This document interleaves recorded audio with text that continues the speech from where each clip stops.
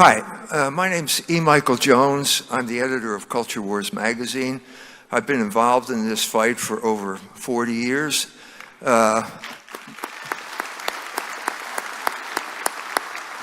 Did sidewalk counseling in front of the old abortion clinic on St. Louis Boulevard.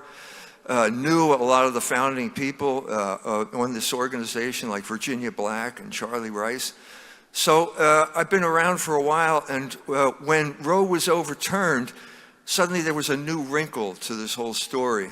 At this point, 140 Jewish organizations announced that abortion was a fundamental Jewish right. It is not.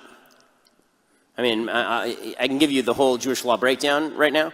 The bottom line is that Judaism is a pro-life religion with the possibility of what we would call in Hebrew a heter, which is essentially a dispensation, right? Like you actually have to go to a rabbi for a dispensation on abortion, but I would say that the most famous rabbis of the 20th century, Rav Moshe Feinstein, Rav Joseph Ber Soloveitchik, both of them believed in the full pro-life position.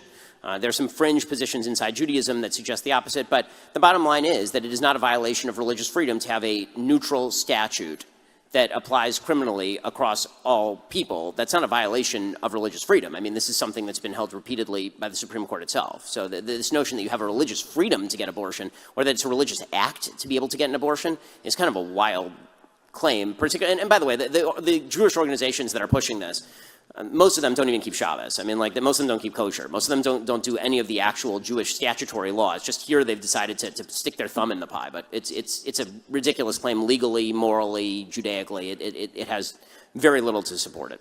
So are these 140 Jewish organizations wrong when they say that? Yes, they're dead wrong when they say that. And why is it that so many of them say that then? Because the vast majority of Jewish organizations don't know anything about Judaism. I mean,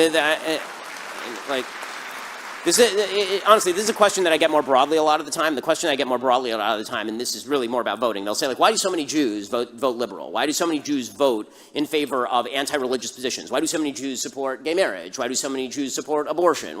And the answer is because the vast, vast, vast majority of Jews are non-observant in any way. It's like asking, self-identifying as a Jew doesn't actually mean that you practice Judaism in any sort of serious fashion. It's sort of like asking people if they were born Catholic and then polling Catholics.